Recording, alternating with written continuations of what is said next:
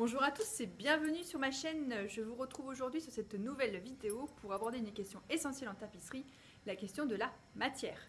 La matière, bien sûr, est constitutive de la tapisserie, puisque sans matière, pas de tapisserie. C'est la matière qui permet également à la tapisserie d'exhiber ses couleurs, et sans lumière, pas de couleur. Donc la question de la matière ne peut que s'aborder que sous la question de la lumière. Je vous propose aujourd'hui de jeter un coup d'œil à 3 matières différentes, 3 façons de refléter la lumière ou de l'absorber: la laine, le lin et la soie.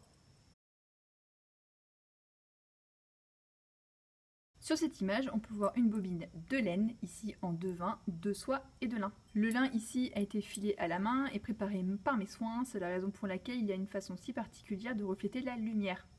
On peut voir que la laine en 2-20 est relativement fine, c'est la raison pour laquelle en règle générale on multiplie les brins sur une flûte pour pouvoir gagner en épaisseur. Ces 3 matières ont une façon différente de refléter la lumière, la laine ayant la particularité d'absorber la lumière. C'est la raison pour laquelle, lorsqu'on veut obtenir de couleurs vives et de beaux contrastes en tapisserie, on essaie d'utiliser des tons légèrement supérieurs de façon à obtenir de beaux contrastes. La soie, quant à elle, rejette la lumière, la reflète. On peut bien voir sur cette bobine la façon qu'elle a de se refléter. Ici, la lumière est relativement absente, du coup on peut voir que la couleur de la soie est bien plus foncée, alors qu'ici la lumière rejaillit. Du coup, en termes de tonalité, on est sur une couleur beaucoup plus claire. Le lin, quant à lui, reflète la lumière. On peut voir ici qu'il a quasiment une couleur argent mat. Le lin a cette particularité d'être relativement rêche lorsqu'il est tout juste apprêté. Plus on le manipule, plus il s'assouplit et plus sa couleur se matifie et son côté argenté ressort. N'oubliez pas que le choix d'une matière en tapisserie relève toujours d'une intention particulière.